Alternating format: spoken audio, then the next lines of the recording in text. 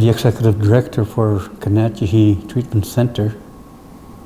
One of the things that's important for the clients that we serve is their nutrition. And naturally, we brought in wild game, and mainly moose meat, which I harvested myself, again from New Brunswick. I would have it cut up and wrapped and frozen in New Brunswick, and then I would deliver it, transport it here, so I'd bring like maybe 100 pounds, 200 pounds here. There was no problem at all, and we were able to cook this wild meat for the clients anytime we wanted to. Until about 9 years ago, somebody reported us, which I did not know that we were doing something wrong. Indigenous peoples have hunted and gathered food since time immemorial. Settler colonial policy and legislation developed since the arrival of Europeans in the 16th century have disrupted these traditions. However, hunting, trapping, and fishing are protected under inherent and treaty rights, and these activities remain closely tied to Indigenous cultures.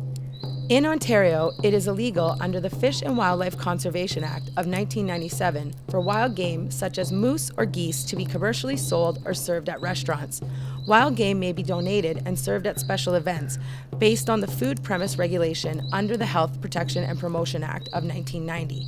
However, the event must be not-for-profit and follow a set of food safety regulations or risk being canceled.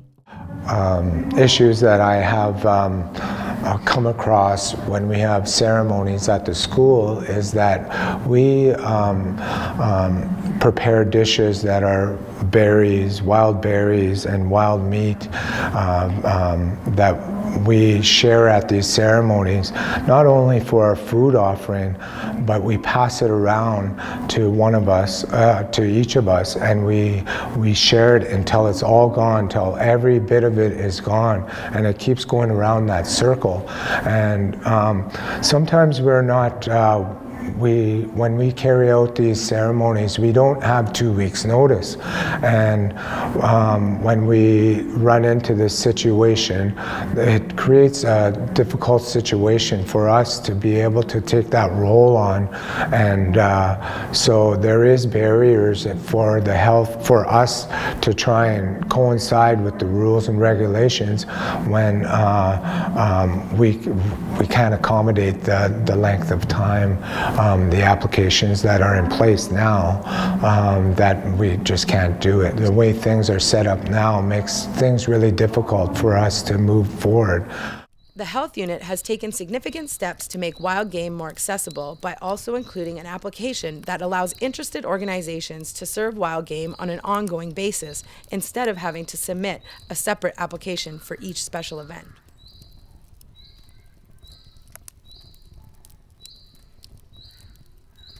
My name is Jessica McLaughlin. I'm the coordinator and co-founder of the Indigenous Food Circle.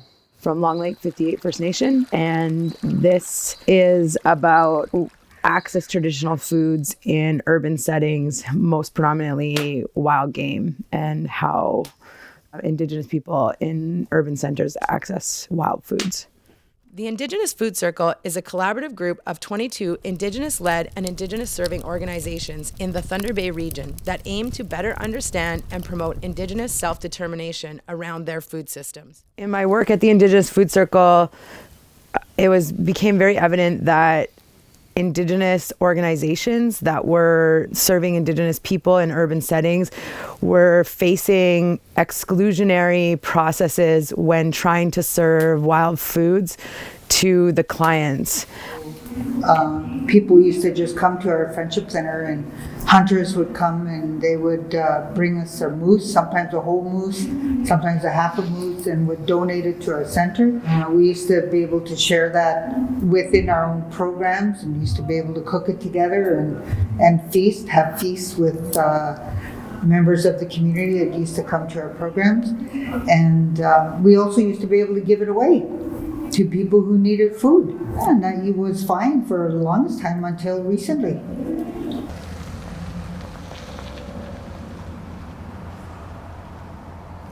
There have been some cases where individuals who wanted to donate wild game, or we're not able to do so. And we're kind of deterred from doing that because there were implications surrounding food safety. And we were now required to follow the new policies that the district health unit was implementing. What changed? We actually had to go out now and purchase all new freezers to keep the wild game separate from any other meats.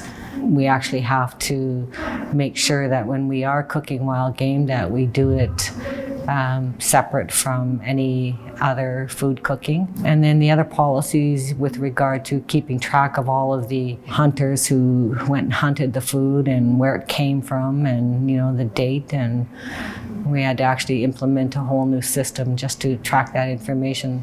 I kept on thinking, is this an infringement on my treaty rights where we have been practicing food harvesting since time immemorial, and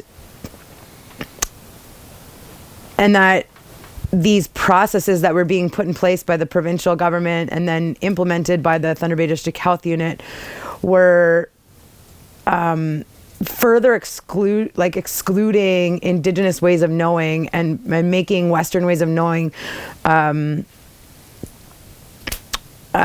seen as the first and foremost way of learning about food. There's different levels of resistance at different ministries or different governments. But then if you think about the Ministry of Health and Long-Term Care, it's about safe food handling, but really Indigenous peoples have been preparing food on open fire for 10,000 years. The project that we're working on is extremely important because if you think about food, it's part of it's part of our daily life. Most of us eat 3 meals a day. We have snacks, whatnot. But when you go down into much deeper level, it's much more cultural.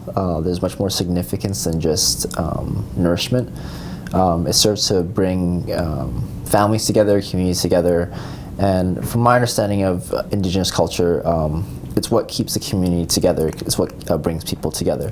But now what the health unit is really doing is trying to promote that collaboration, trying to work around ways that we can help serve, for example, commercial meat on one end, and then on the other end is traditional foods that are uninspected, but they can just be as safe, just be as nutritious, just be as accessible.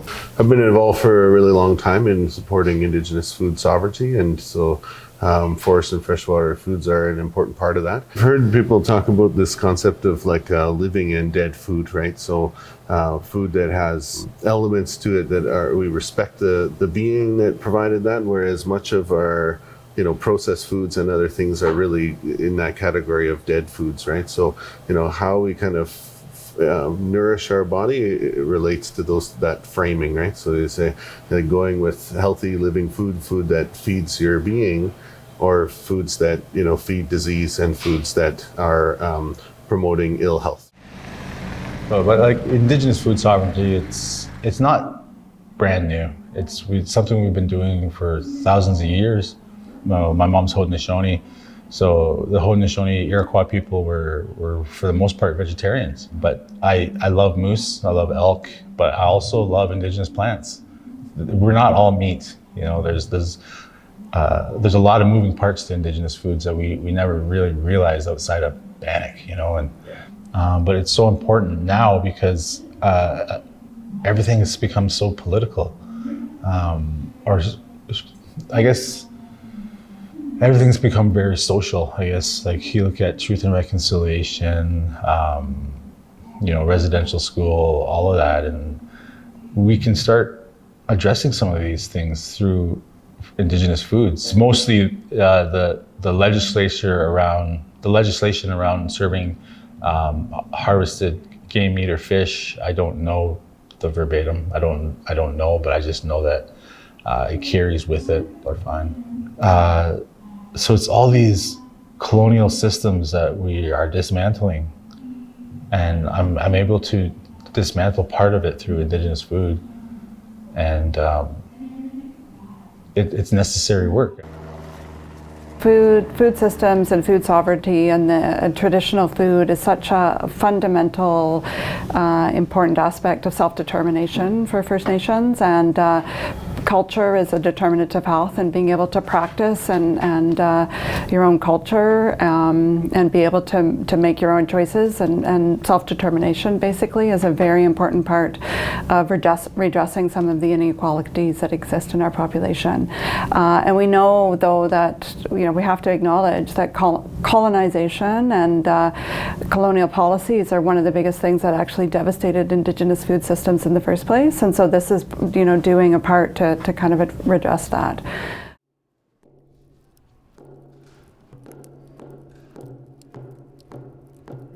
I really think that there needs to be more cultural training within the Thunder Bay District Health Unit because they're the first hand of implementation so they're the ones who come to the organizations and tell them, yes, you can and cannot do this, and these are the reasons why. Through cultural awareness, like a real cultural awareness, I don't know if that comes through training or history lessons or reading books. This work has brought me a reconnection and a reclamation of my traditions that I lost. So like this work, this food work, this learning, like every day, like even today, has brought, like, it's awoken like my blood memory and brings me closer to my ancestors. And I mean, to me, that's the work. Like that is the work, is like being able to share with and other Indigenous folks who have also lost pieces of their culture, that we can do that together. And that to me is reconciliation.